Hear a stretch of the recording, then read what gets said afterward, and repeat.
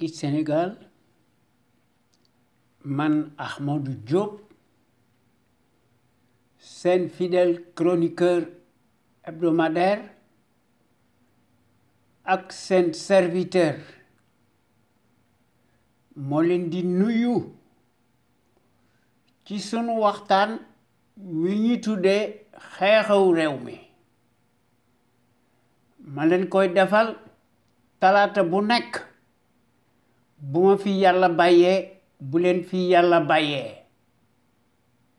à partir de 17h GMT heure de Dakar soit 19h heure de Paris xam ngeen ko dutu leen ko jaawatle ñu leen koy defal à travers les ondes de notre radio Sunu Kër FM, la première radio panafricaine nekk ca Californie ci Los Angeles muy sunu radio exceptionnel bu mag bi de renommée internationale kon xam ngeen ne tey talaata 29 septembre 2020 sunu waxtaan wi ñu tuddee xew-xew réew mi day gën a am solo duma tay di ko wax la répétition est pédagogique kii di digle càngaay mësta set dafa taq rip xam na ko am réew lëmm kenn du ko dénk baadoola ndax baadoola boo ko dénkee am réew day fuuy askanam lay fal ak waasoom ak waa këram te loolu kenn du ko jaawatle ci Sénégal waaye nag Macky Sall fen na ba jàll ndax fen ak xaalis mooy fale du ay discours du am njàng du am gis-gis du am expérience loolu moo tax nu alku njiit danga koy segg ko ba xam mooy kan fan la jóge waaye nun dañuy telli moo tax li fi nekk di fi nekk muy kii nga xam ne muy le coronavirus plus muy Macky Sall yoonam nekkul ci mbënd bi yoonam nekkul ci wérgu yaram bi moo yées ñépp les principaux pouvoirs politiques qui se sont succédés jusqu'ici ont manifestement failli à leur mission régalienne n'ont jamais voulu écouter peu ou prou Cheikh Anta Diop, le kamit panafricain, grand savant, scientifique, égyptologue, historien, le plus élevé de tous les temps. waaye kii moom baadoola la nekk ndax wane na ko fukki yoon ci la nekk guddi ak bëccëg ci décret présidentialiste inflationniste automatique qui lui servent de gouvernance indignement ethnique muy le potentat en chair et en os muy Macky Sall le nihiliste day weddi lépp fekk abrogé wunu la constitution moribonde étrangère li fi nekk moo fi nekk lu jiwoo jeexu jógu fi une justice soumise aux ordres yoo xam ne musuñoo nekk ci yoonu bu baax ay joué lañ leen teg ki leen ko teg mooy le malfaiteur muy Macky Sall nga xam ne ci loolu la nekk nekkut ci leneen ndax en Afrique les médiocres des références font l'histoire à la place des bons minoritaires du ma tay di ko wax depuis 2012 ba tey jii procès judiciaire interminable cataclysmique surréaliste ñi ñuy tuumaal ñenn rek la ndax baadolo bi daf koy def à sens unique mu ciy indi des surenchères kooku bëggut état de droit ndax procès yooyu buñ ko seetloo ba seetlu ko dafa ànd ak des soubassements politiques de bas étage ndax Macky ci loolu la nekk bëggut sunu réew mi ci coobarey boppam la nekk nekkut ci leneen mu dekkal sa CREI mu tudde ko une cour de répression de l'enrichissement illicite décret présidentialiste lëndëm kurus une cour martiale unique au monde, digne de la Stasi, conflit d'intérêts qui est manifestement illégal juridiquement, moralement, cliniquement et politiquement, une arme politique de guerre confiscatoire à la démocratie et aux libertés fondamentales de conscience. Kooku mooy bien sûr le prédateur tonitruant autocrate de la mécanique des décrets présidentialistes inflationnistes ci loolu la nekk waaye sunu Sénégal gii wérgu yaram amu fi nos hôpitaux dañoo mas a nekk des mouroirs à ciel ouvert waaye ki nga xam ne moom lañ amal affaire muy Macky Sall dafa mas a nekk un absolutiste Machiavel traître dans l'âme jusqu'à l'abîme muy le taciturne bi nga xam ne dafa noppi woon mu doon jox une fidélité apparente à son mentor muy Abdoulaye Wade nga xam ne yëgul dara kooku mooy le multimilliardaire des postes de nomination multirécidiviste nga xam ne moo ëpp xaalis fuuf les présidents des pays développés kon xam ngeen ne kon un gouvernement du peuple par le peuple et pour le peuple amu fi li fi nekk kay mooy un capharnaüm un bazar un amas de cafards et de vers de terre tribaliste qui koy jiite muy le caïd putschiste clanique clinquant né l'homme de la surcharge pondérale du l'entonnoir colonial ou le caniche de l'Occident Ndeko Bandoum de la démesure et la débauche dont l'immoralité n'échappe plus au commun des mortels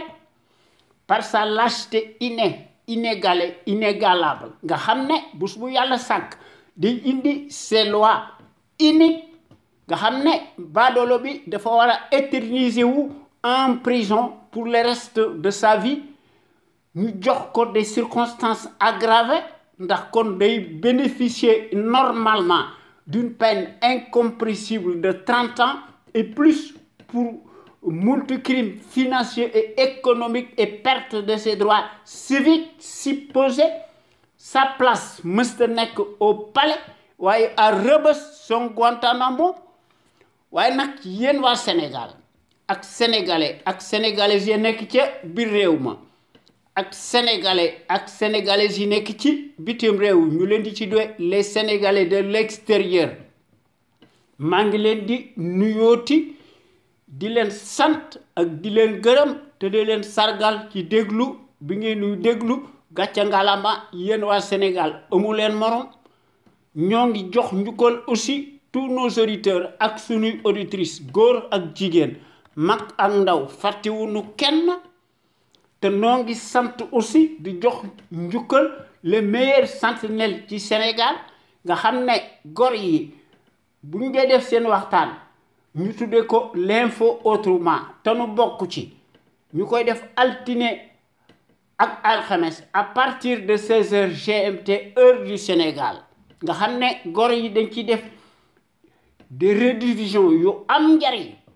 ñu ciy indi des audios très audibles toute la semaine sans répit ndax gor yi dañoo gis ne mbir mi dafa nekk une fibre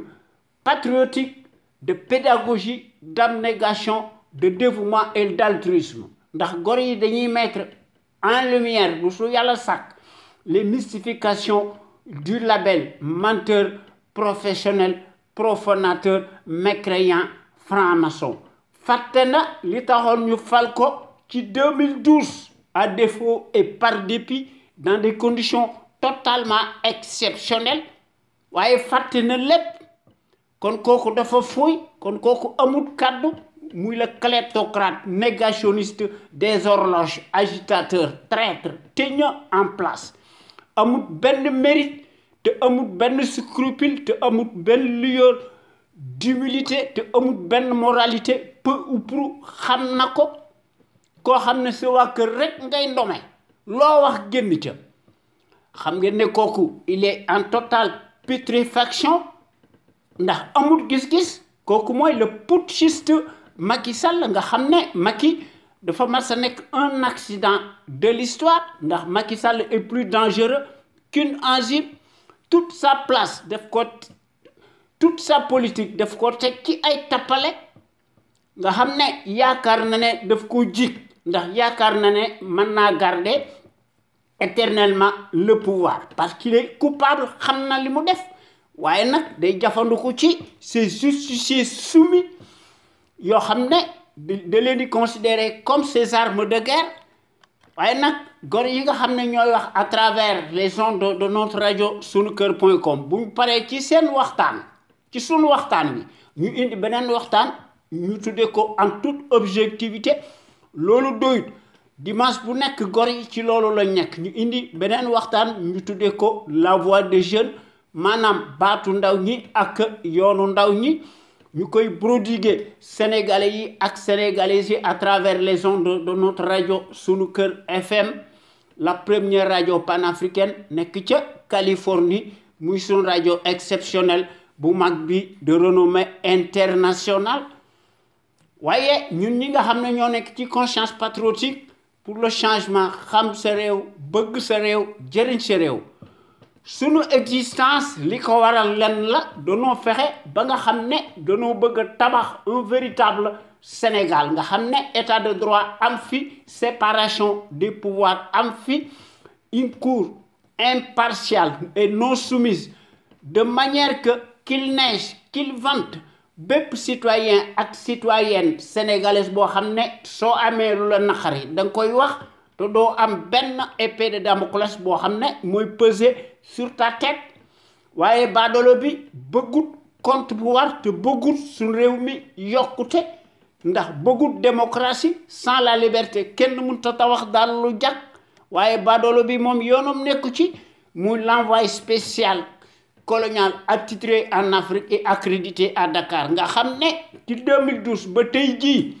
noo ngi assister à une république des scandales et ses casseroles torrentielles à l'infini nga xam ne avec le summum d'une dictature qui tourne plus que jamais à plein régime intégralement négationniste d'apartheid nga xam ne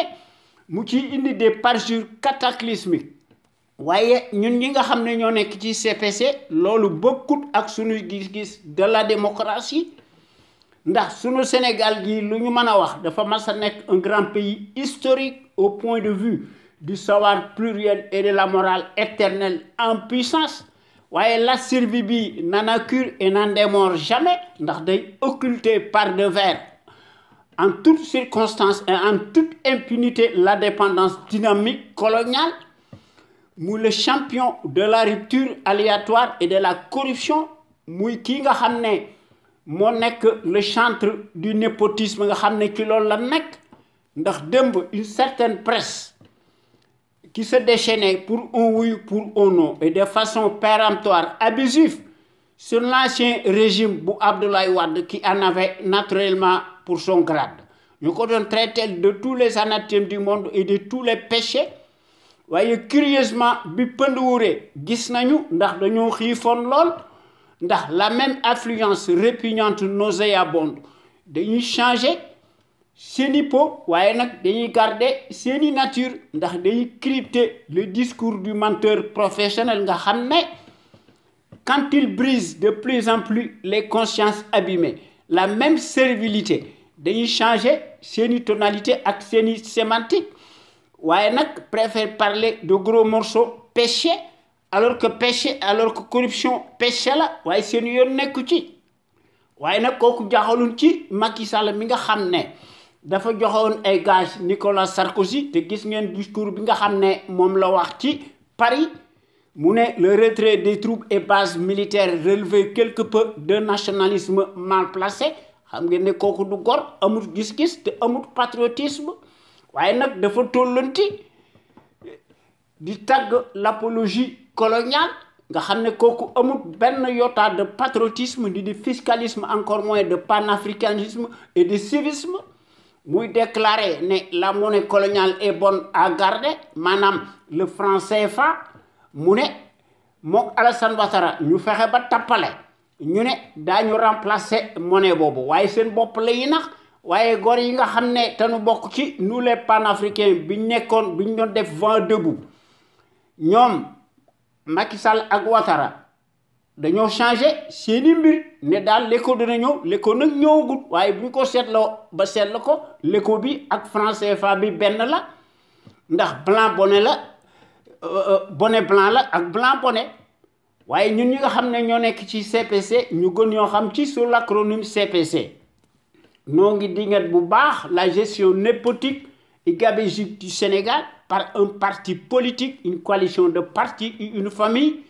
te noo ngi dingat bu baax l'accaparement des ressources du Sénégal par une seule famille paresseuse notamment nag bu Macky Sall ak son clan Macky jox leen des postes de haute stratégie nga xam ne mbir moomu bu ñu ko seetloo ba seetlu ko day obéir toujours à un corporatisme indignement ethnique padolo bi takk leen ndombay tànk yu gën a kawe dans toutes les structures de haut niveau bu état bu Sénégal vassalisé jusqu'à Lali comme si les compétences et les expériences des CV bidonnés de Ramassi se mesurent scandaleusement et exclusivement à l'aune des mêmes patronymes particuliers visiblement bien sonnants kooku mooy la conviction surannée surréaliste du négationniste Macky Sall en chair et en os qui foule du pied bés bu yàlla sàkk les affaires de la cité mu les traîtres en chair et en os qui le prouvent matériellement sur le terrain du crime ndax baadolo bi amul gis-gis ndax day gis ne les postes octroyés se conçoivent exclusivement à l'aune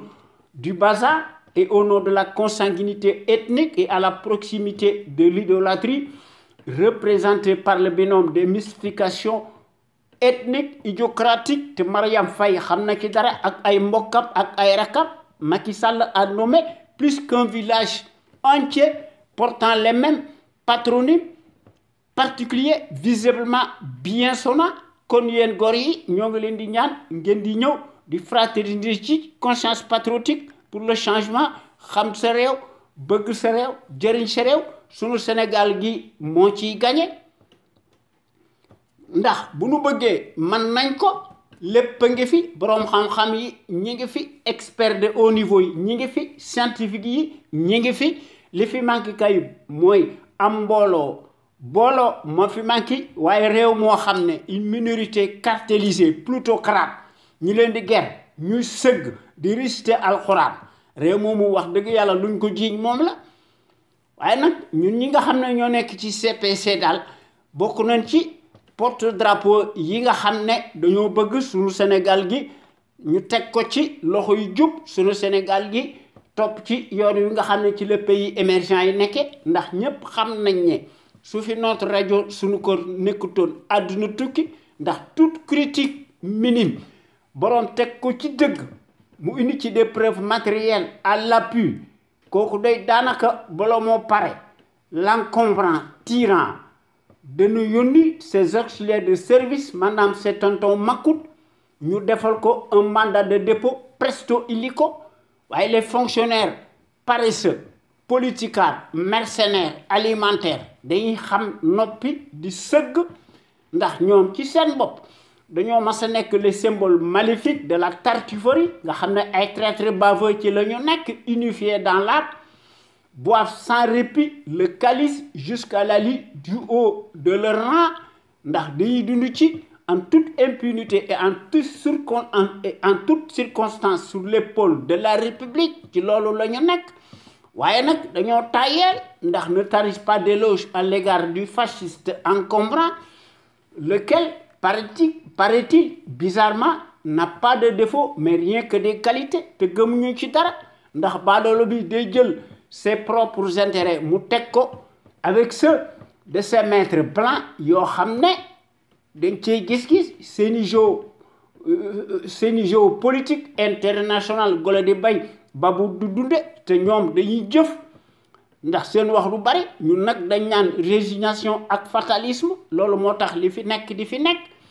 waaye li nga xam ne moo ci nekk un fonctionnaire sérieux daal n'est jamais synonyme de patriotisme kooku mooy wone ne baadoolo bi dafa mas a nekk un indigne chef de bande d'un parti politique cliniquement clanique clinquant même te yàgg na ko wone ci sunu digg dëkk bi sunu digg penc mi muy le pion Macky Sall le label du foutoir en chair et en os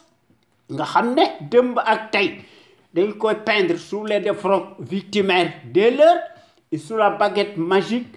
de la référence propagandiste mondialiste de l'arbitraire et de la tyrannie ndax presse boobu dañuy jokkoo toujours ndax dañuy nekk en jointure avec le vacarme hystérique de la servilité endogène en place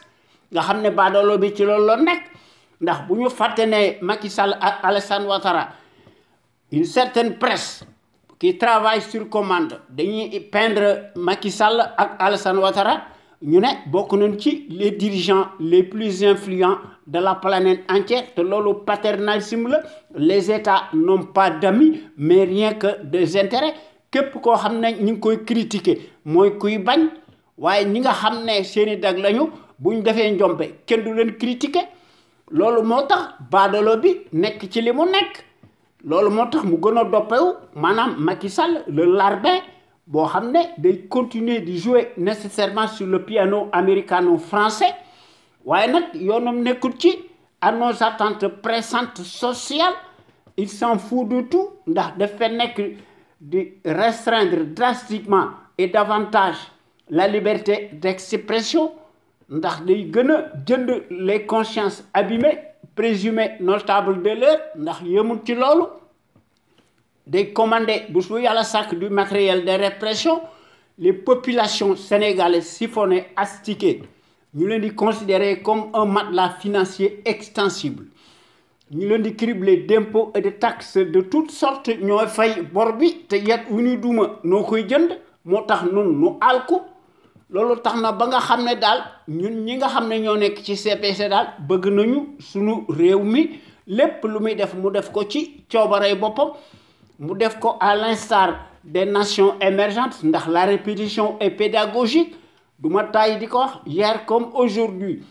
depuis 16 ans notre radio sunuker.com qui est à l'avant-garde et à la pointe du combat juste et pour l'émergence du Sénégal debout et fier de l'être sunu rajo bu mag bi mës a nekk ci les chantiers battus ndax sunu rajo bu mag bi day proposer du neuf ndax day briser les tabous te day bousculer les idées reçues te day innover maanaam day indi yokkute te day populariser la démocratie ndax sunu rajo bu mag bi mës a nekk ci les conventions ubuesques de l'établissement s'inscrit dans sa trajectoire révolutionnaire qui évolue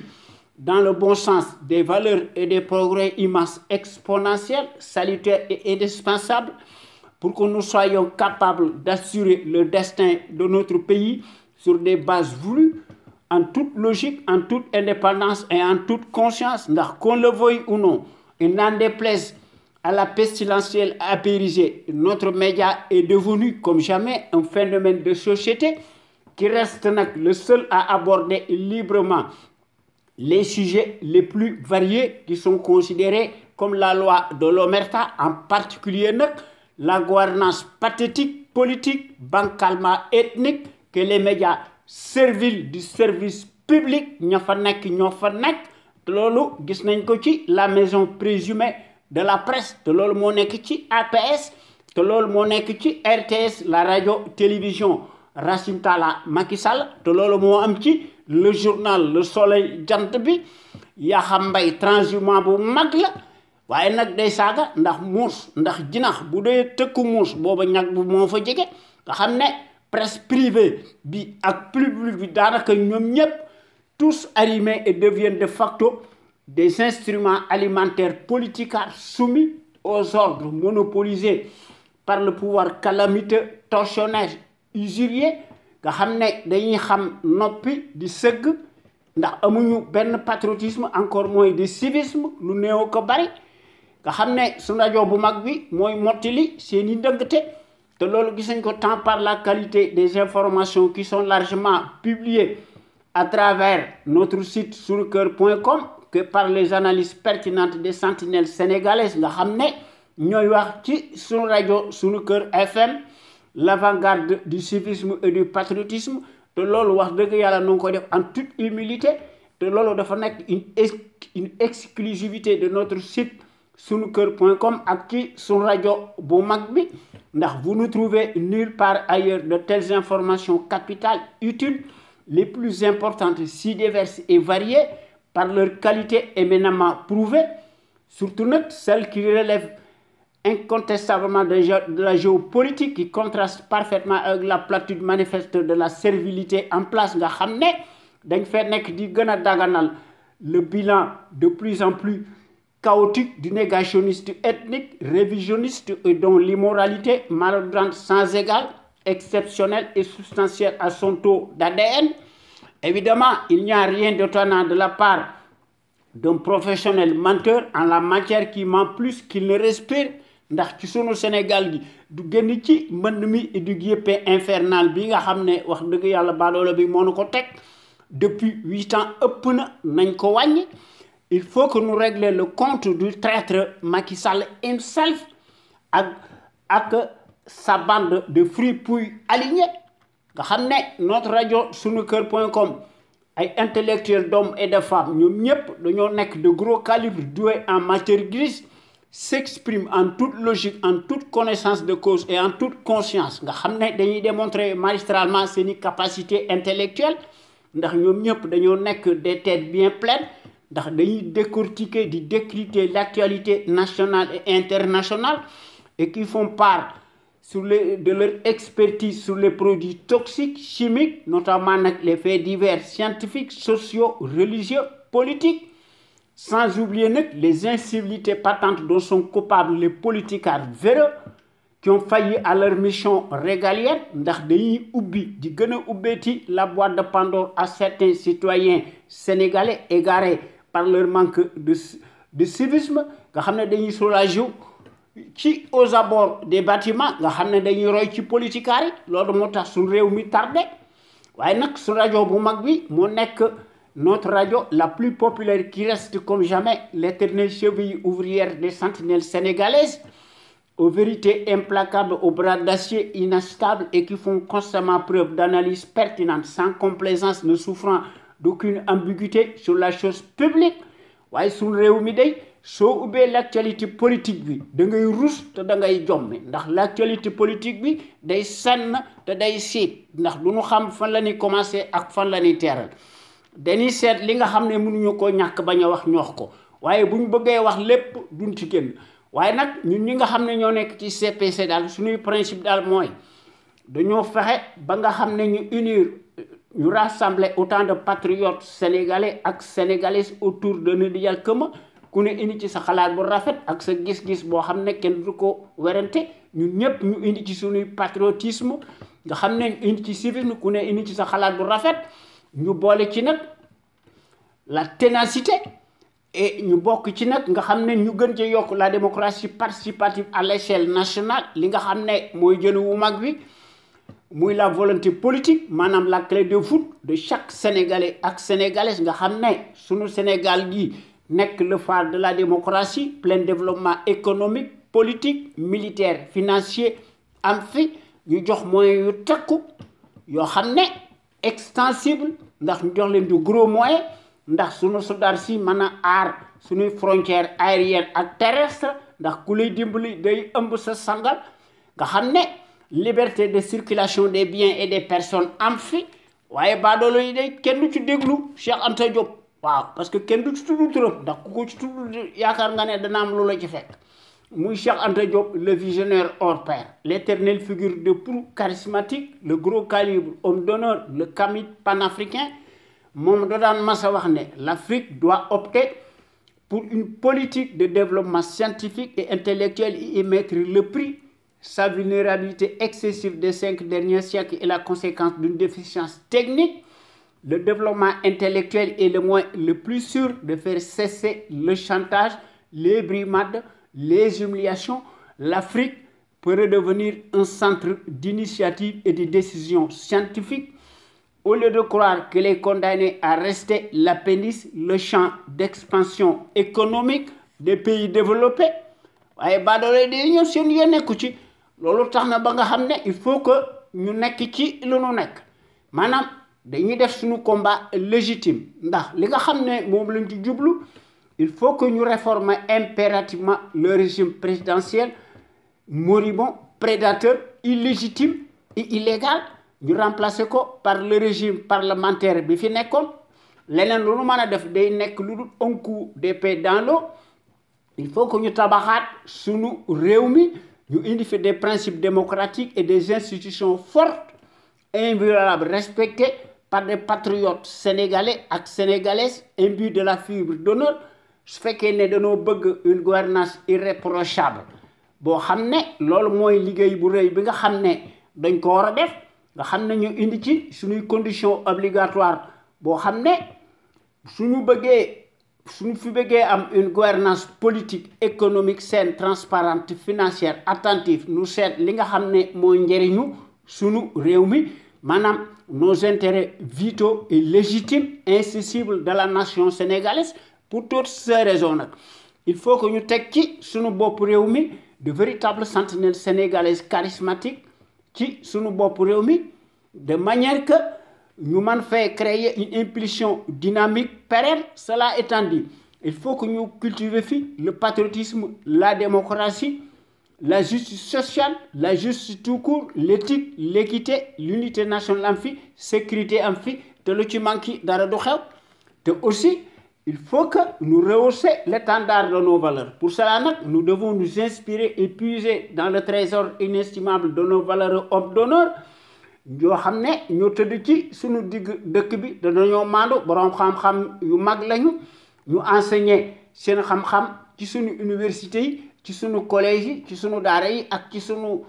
école primaire yi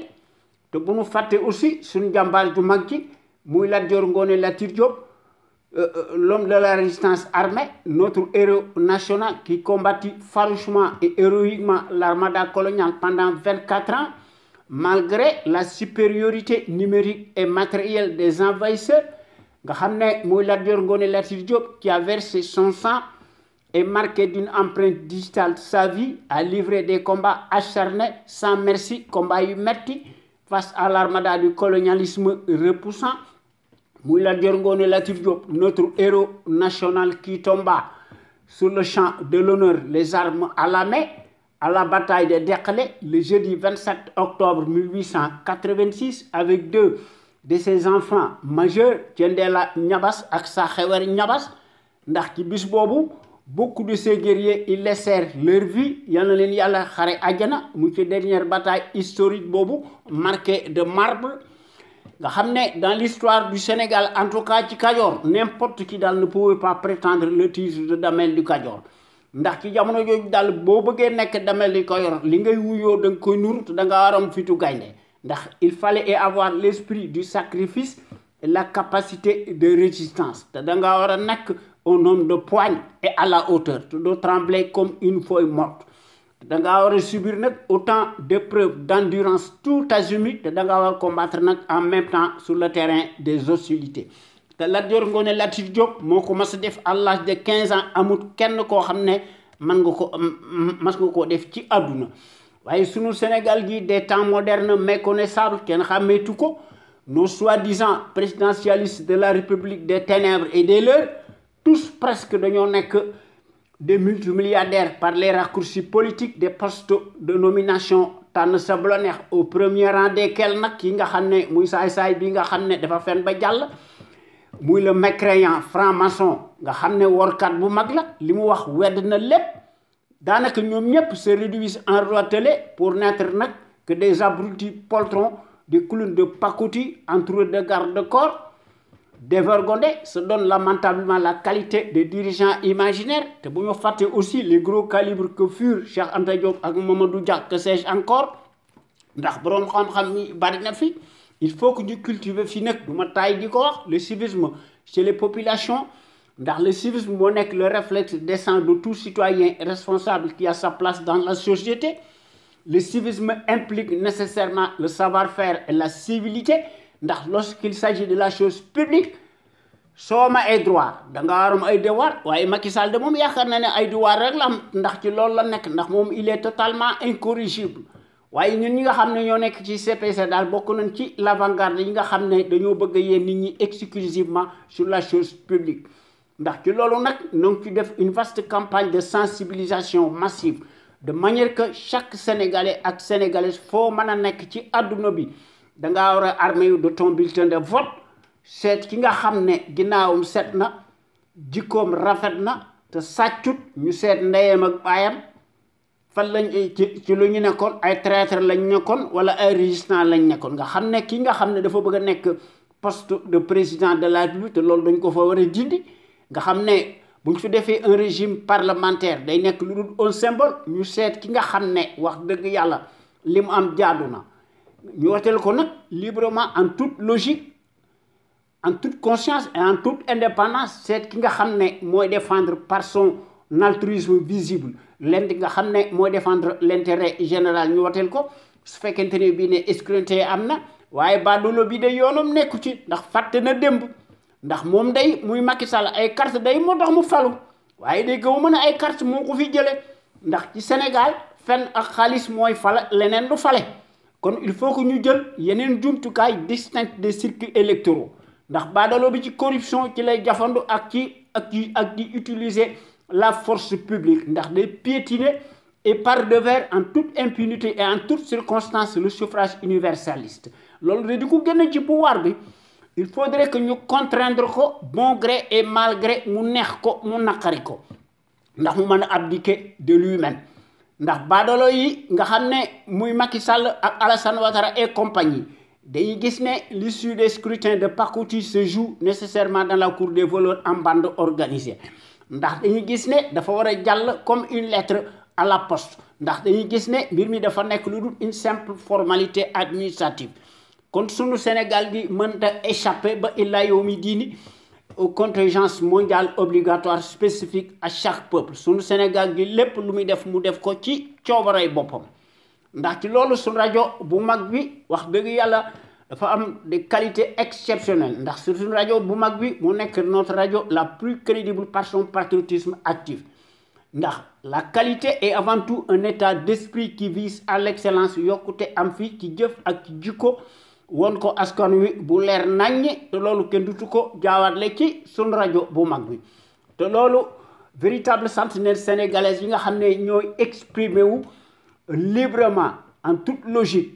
en toute indépendance et en toute conscience sur des bases voulues ndax ñooy mottali par leur esprit alerte la bassesse et la médiocrité d'une certaine classe politique de plutocrates multimilliardaires des raccourcis politiques ndax sentinelle sénégalaise qui s'exprime à travers les ondes de notre radio sunuker.com ñun ñëpp dañoo am une logique crédible patriotique nationaliste bien placée yoo xam ne ñu ngi ko distiller peu à peu ci sénégalais yi ak sénégalaises nga xam ne sunu Sénégal gi mën a yilif boppam nga xam ne ku ko tooñ mu digaale googu yow bam saf-saf te loolu sunu rajo Sunuker nga xam ne quant à elle historiquement et présentement elle est par définition la référence exemplaire et à la différence d'une certaine caste de servilité achetable des références à l'appel s'accommode mécaniquement et hystériquement par la désinformation et la manipulation n'agit qu'au doigt et à l'œil du régime capitulaire négationniste pantouflard et de son chef valet, menteur professionnel, profanateur, mécréant, franc-maçon, nègre de service en place muy l'autocrate Macky Sall waaye nag sunu rajo bu mag bi .com fidèle à elle-même bu ñu wax dëgg nga xam ne dafa mas a nekk dans sa ligne éditoriale qu'on lui connaît reste nag le rempart de la démocratie laïque qui porte par excellence la marque du support médiatique sénégalais le plus libre pour son indépendance plausible par rapport à un exécutif corrompu, juge et parti impulsif et qui dicte par devers sa propre loi arbitraire au nom de la tyrannie pour faire taire toute voix discordante des opinions libres ndax gor yi nga xam ne ñooy wax à travers les ondes de notre radio sunuker.com woote na ñoo politicar yi nga xam ne dañuy tàllal seeni këll ak seeni loxo di jéblu ci saay-saay bi nga xam ne mutut kilifa ndax gor yi nekkuñu fi rek di ŋàññi wala di critiquer ndax bu yàlla sàkk dañuy proposer des solutions pérennes yoo xam ne des solutions idoines et pérennes tangibles ndax sunu Sénégal gi nekk un pays émergent nga xam ne day wuuteeg ak la république des menteries inflationnistes fascistes nga xam ne baadoolo bi ci loolu la nekkut ci leneen muy Macky Sall kon nag tey danañ wax ci sunu temu tey bi maanaam nan wax ci li nga xam ne mooy coow li ndax bu yàlla sàkk coow day am kon nan wax ci sunu tem bi Madame, non wax ci honte à l'injustice d'une justice au garde à vous et aux ordres de la médiocrature du Sénégal. Madame, xam ngeen li ma leen wax ndax une famille moo ñuy tàngal te loolu bokk na ci démocratie danañ ci indi sunu gis-gis ak ci sunu expertise nga xam ne chaque Sénégalais ak Sénégalaise man cee am ta grille de lecture kon décidément depuis l'arrivée du pion silencieux au plus haut sommet de l'État sénégalais vassalisé jusqu'à l'Ali à cause de l'esclandre de ces milliards de francs CFA qu'il a frauduleusement obtenus dans des postes de nomination tànn sa bu la neex maanaam chez les Salfay, les Timbo Gassama et compagnie, désormais tout est permis pour eux. Nga xam ne dañ ko def sans vertu ni moralité et au nom du label de la médiocrature nauséabonde. Ndax en Afrique, le pouvoir est une affaire de famille et de clan. Pour paraphraser le défunt François Verschaff, auteur de Noir Silence, qui arrêtera la France-Afrique. Nga xam ne waxam jooju dafa nekk une authenticité qui ne serait controversée peu ou prou. C'est bien le cas d'espèce du casseur du siècle au Sénégal nga xam ne Macky Sall moo nekk le pourvoyeur des consciences abîmées loolu moo fi nekk ndax Mansour Faye daf ne si l'OFNAC me convoque je ne répondrai pas. Il s'agit bien d'une vexation contre l'institution boo xam ne qui est considérée comme un jouet nga xam ne pour laquelle l'effronté pantouflard n'a aucun respect. Waaw parce que li tax mu koy wax xam na ko parce que xam na ne dara du ci fekk autrement dit wax jooju mu wax mooy le saut de la biche correspond à celui de son fond dit en adage wolof de chez nous mbir mi loolu la ndax kéwél lu tëb doom jay bët. Les injures cataclysmiques du faquin béni n'augurent rien de bon.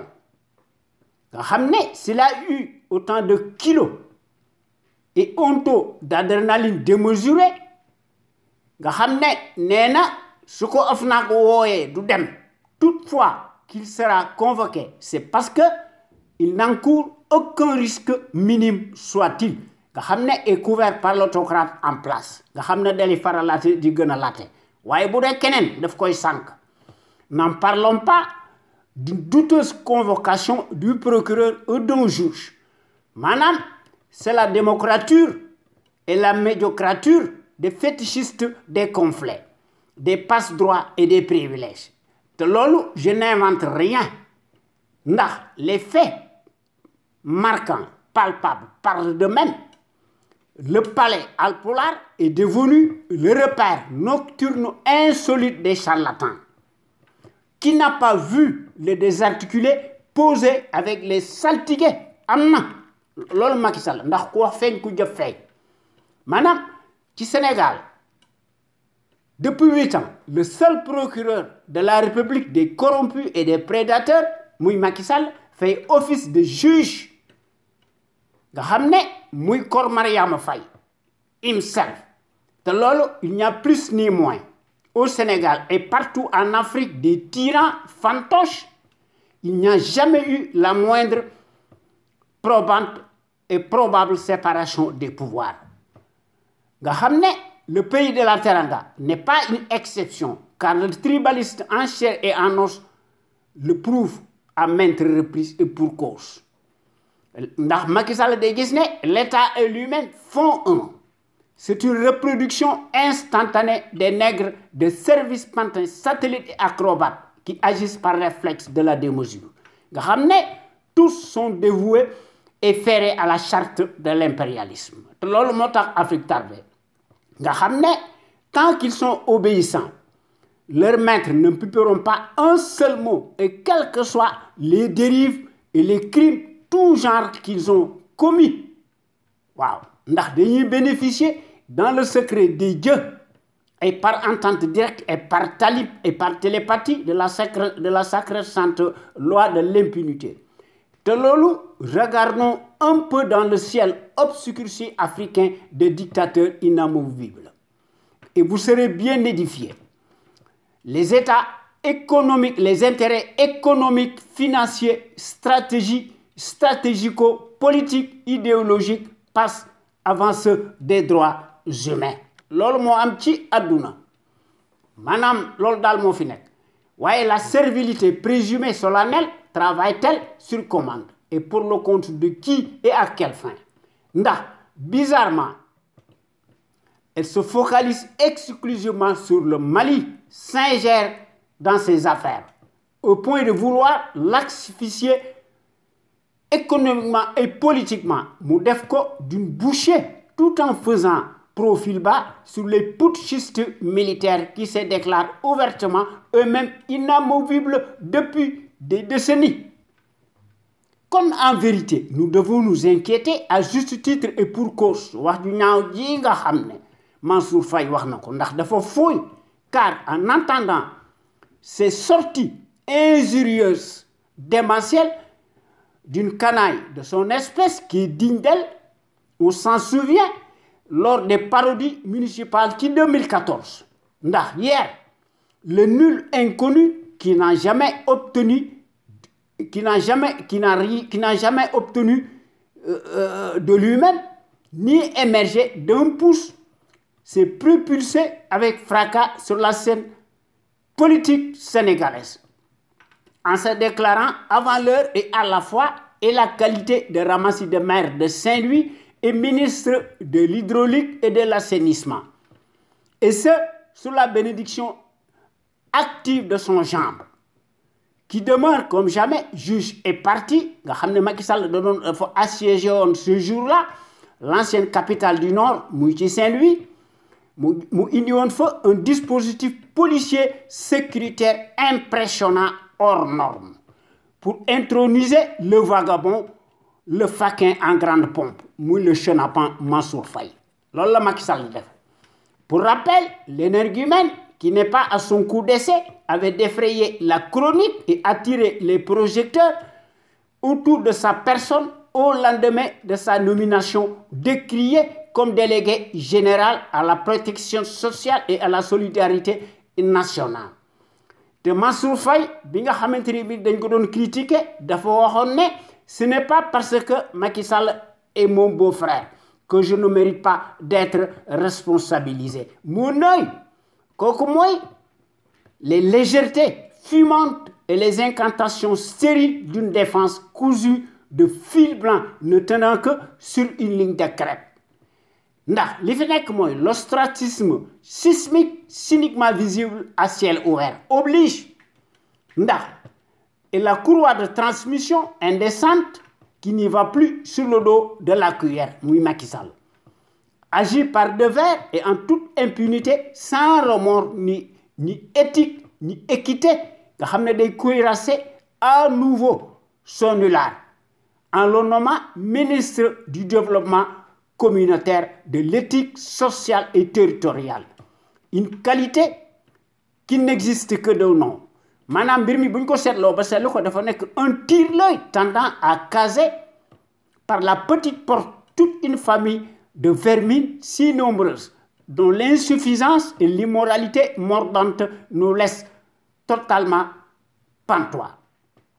Le moins que l'on puisse dire est que maanaam le saut de la biche correspond à celui de son faon. Loolu moo ci nekk. Waaye curieusement,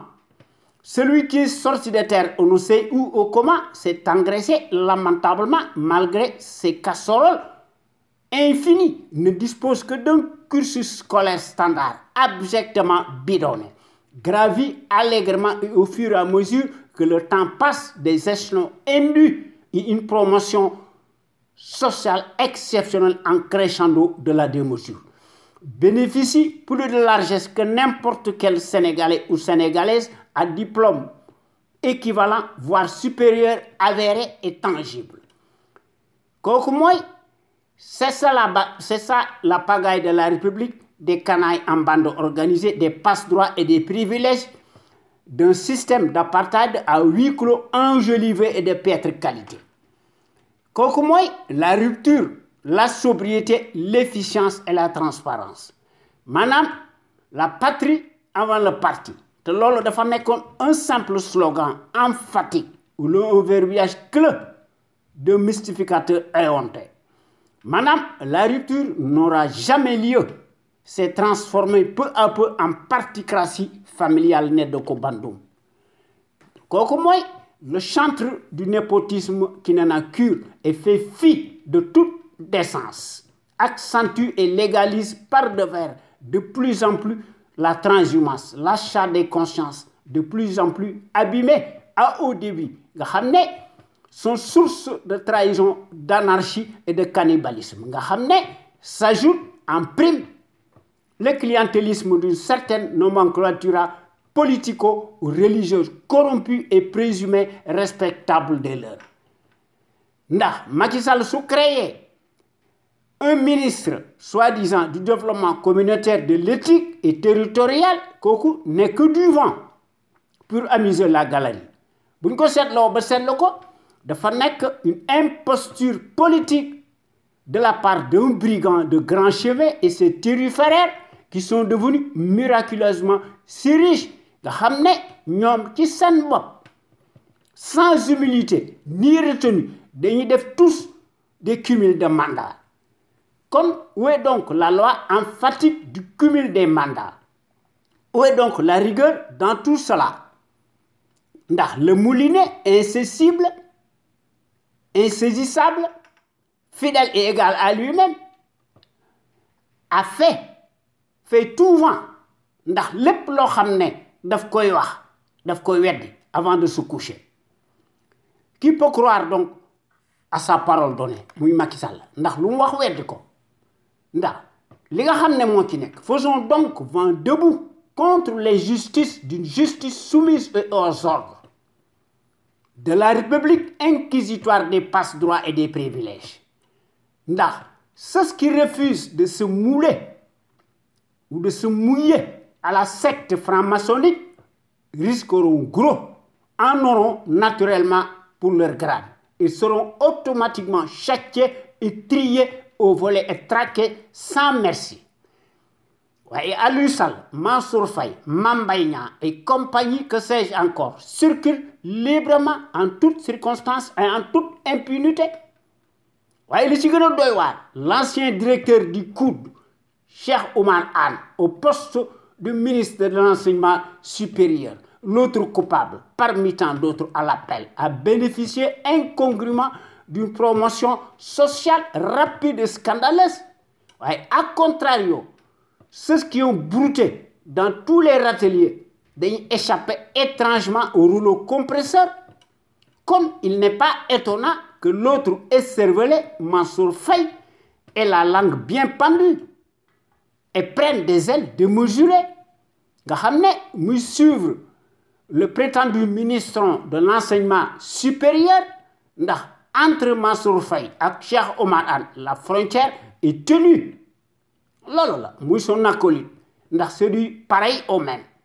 car il s'agit bien de cela. Comme soyons vigilants et sur nos gardes. Ndax ce que nous avons déjà subi, vu et vécu jusqu'ici n'est que de la fumée. Le pire est devant nous, un comble du vandalisme. Nga xam ne kii nga xam ne maanaam li nga xam ne moo ci réew moo nekk ci suñu réew bi, nous n'avons jamais eu des institutions fortes, indépendantes, libres et souveraines. Contrairement à ce qui est dit ici ou là, ñu nuy martelé sans retenue d'aucune sorte que Senghor nous a construit un état de droit et des institutions régaliennes. Mon œil, il s'agit tout simplement d'un mensonge grossier. Boo xam ne c'est de l'enfumage classique. Comment peut-on bâtir un tel état de droit cousu de fil blanc en marchant sur des cadavres? Comment peut-on parler d'un régime présidentiel illégal et illégitime qui n'a jamais reçu l'approbation généralisée des Sénégalais et des Sénégalaises par voie référendaire et à l'unanimité? Amut. Kon il y a lieu de parler d'une hypocrisie qui dit bien son nom. Peut-on parler vraiment d'une justice normale, neutre et impartiale qui rend les verdicts au nom du peuple, par le peuple et pour le peuple? Amu fi. loolu amu fi. Comme nous assistons au spectacle surréaliste permanent d'une justice injuste tenue en laisse, corrompue, dévoyée et soumise aux ordres, malgré leur respectabilité apparente, nga xam ne tous les soi-disant toutes les institutions soi-disant apparentes nga xam ne dañoo nekk au garde à vous ndax se réduisent en carpette bien brossée, ont toutes prêté allégeance aux tyrans encombrants pour lesquels ils deviennent de facto des jouets farandoles pour n'être que sous sa botte. Nga xam ne baadoolo bi sa parole n'a jamais valu de l'argent comptant. Comme la rupture mensongère à grand tapage médiatico-politique n'a jamais produit peu ou prou ses effets escomptés, nga xam ne nekk lu dul qu'un slogan creux vidé de sa substance. Voyez, les propos ignobles d'un détraqué opportuniste sont relatifs à sa carence pathologique et par sa platitude criarde, muy Mansour Faye. Ndax les postes de nomination tànn sa bu la neex se mesurent exclusivement à l'aune du bazar et au nom de la consanguinité ethnique. Waaw kooku mooy la conception étriquée d'un stérile par ses séquences usuelles et sa ratonnade morbide muy Mansour Faye. Kooku mooy le minable nga xam ne le menteur professionnel ou la girouette muy Macky Sall promeut la culture de la trahison, la corruption à tout vent, le népotisme, l'anarchie et la pagaille. N'est jamais à l'endroit et à la place qu'il faut. Un tel flibustier n'est pas ce qu'il prétend être. C'est un bluffeur incorrigible. Ndax su réew mi désormais le ridicule ne tue plus. Loolu moo fi nekk. Ki nga xam ne muy Mansour Faye, le flexible du haut de son rang, le très bavard, qui nous enquiquine du matin au soir, ne doit sa place au soleil que grâce à sa sœur Mariam Faye. Boo xam ne mooy co-gérer avec son autre frère Daouda Faye la structure bidon Fondation Servir le Sénégal pour se servir elle-même et sa famille. Te loolu dafa nekk une grosse arnaque d'une médiocrature maléfique en lambeaux. Muy l'impunité et la lâcheté de Mansour Faye sont proportionnelles au degré de son rang. Te loolu xam na ko. Muy le soi-disant édile de Saint-Louis qui n'a rien obtenu de lui-même et gratifié par devers plus que d'autres. Loolu mooy entre la racaille et son égal. Loolu moo fi am. Voilà à quoi sert délire un médiocre qui s'érige de plus en plus en menteur professionnel muy Macky Sall. Li ci nekk mooy aussi longtemps que nous resterons ferrés dans notre somnolence qui est source de fatalisme et de régression, le mal de la malgouvernance ira nécessairement en pis. Croire que le bougre de naissance de ne changer d'un iota relève d'une naïveté déconcertante. De loolu, cela en dit long sur les incertitudes de notre pays, notamment nag c'est les intentions malveillantes du changeant muy l'acrobate, le tourniquet.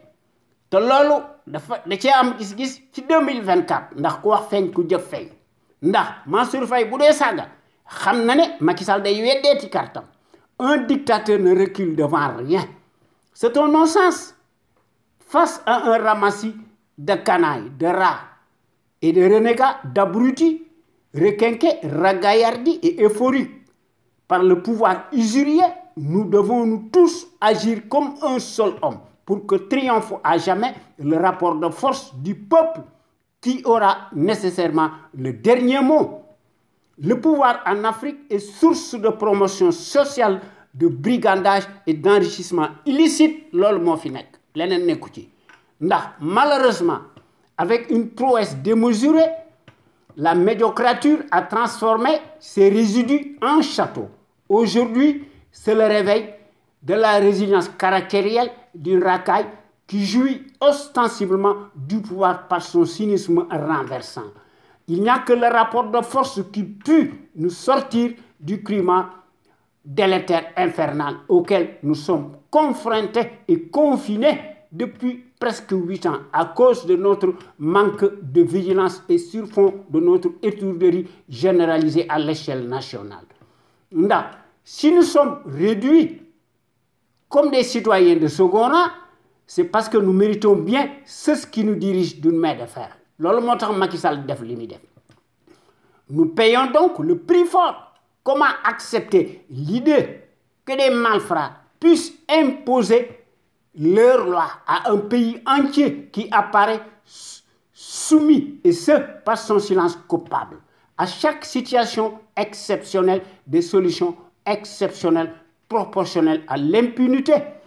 Kon bo gagné, maa ngi leen di jox rendez-vous talaata bii di ñëw ci sunu waxtaan wi ñuy tuddee xew-xew réew mi ñu leen koy defal à travers les ondes de notre radio sunuker.com, la première radio panafricaine nekk ca Californie muy sunu radio bu mag bi de renommée internationale. Jërëjëf.